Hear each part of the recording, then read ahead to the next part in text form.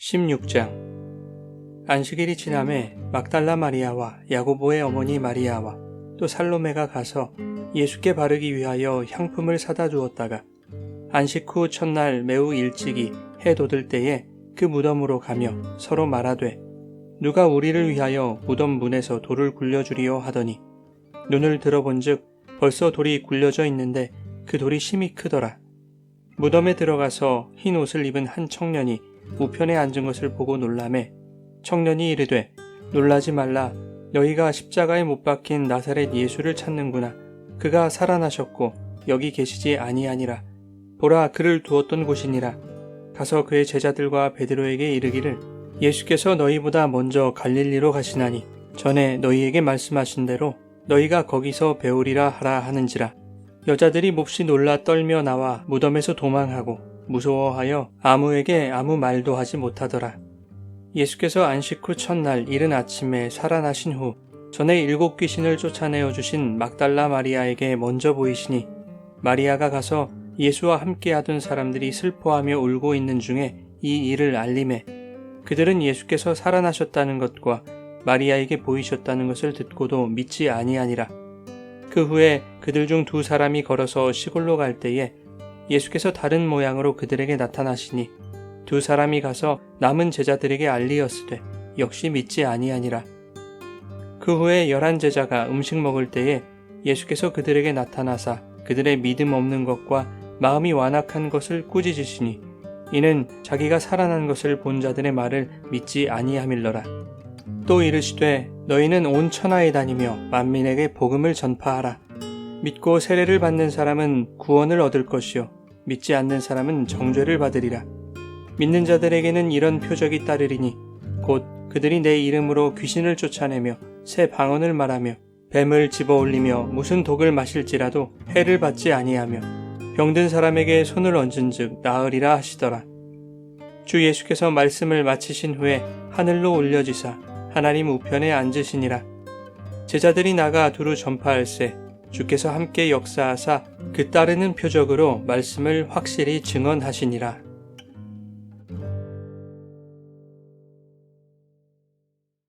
여러분, 좋은 아침입니다. 오늘도 말씀의 은혜가 여러분의 삶에 풍성히 임하기를 소망합니다. 본문은 마가복음의 마지막 장입니다. 십자가에 달려 죽으신 예수께서 부활하신 장면이죠. 부활은 십자가의 핵심이며 복음의 정수입니다.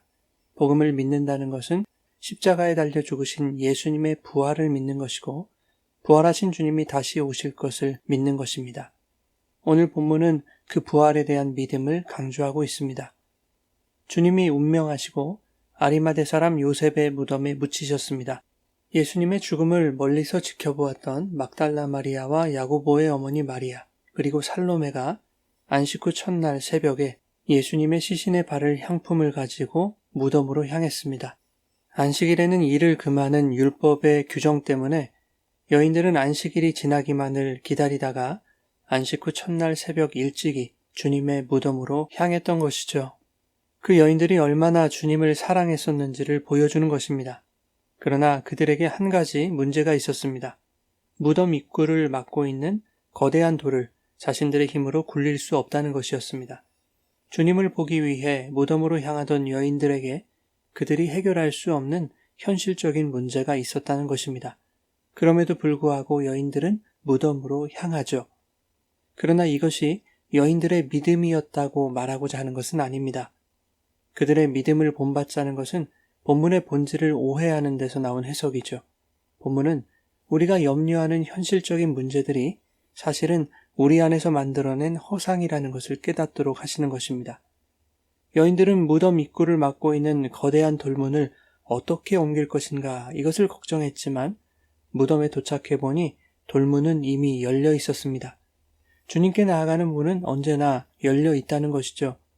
그런가 하면 믿음은 돌문이 열린 그 현실을 보는 것 또한 아니라는 것을 본문이 말씀합니다. 돌문이 열려 있다는 것은 주님의 부활을 알리는 것이죠. 주님의 죽으심으로 휘장이 찢어져 하나님의 은혜의 보좌 앞으로 나아갈 수 있는 새로운 길이 열렸음을 상징하는 것입니다. 여인들은 열린 문을 지나 무덤으로 들어갔습니다. 거기에는 흰옷을 입은 한 청년이 있었고 그를 목격한 여인들은 놀랐습니다. 8절에는 여자들이 몹시 놀라 떨며 나와 무덤에서 도망하고 무서워하였다고 말하고 있습니다. 사람들은 눈에 보이는 것으로 상황을 해석하려 합니다. 예상하지 못한 상황이 눈앞에 펼쳐졌을 때 사람들은 두려워하죠. 예상했던 예수님의 시신은 보이지 않고 흰옷을 입은 천사가 앉아있는 그 상황을 보는 것은 여인들에게 두려움이었습니다. 사람들은 자신이 기대하는 것을 눈으로 보기 원합니다. 기대하는 것이 보이지 않으면 실망하고 낙심하죠. 여인들이 기대했던 것은 예수님의 시신이었습니다. 그러나 그곳에 예수님의 시신이 없다는 것이야말로 얼마나 큰 위로입니까? 주님의 시신이 보이지 않는다는 것이야말로 신자의 소망 아니겠습니까? 주님이 부활하셨다는 것을 의미하기 때문이죠.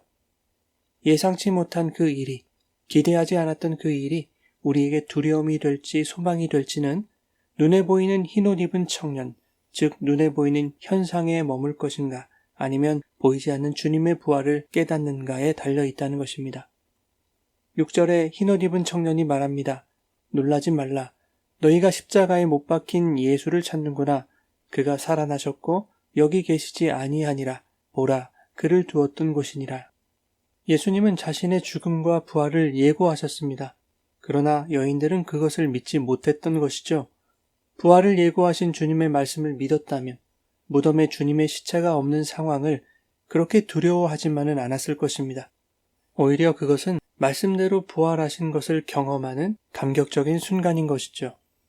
주님은 자신의 부활을 믿지 못하는 제자들에게 나타나십니다.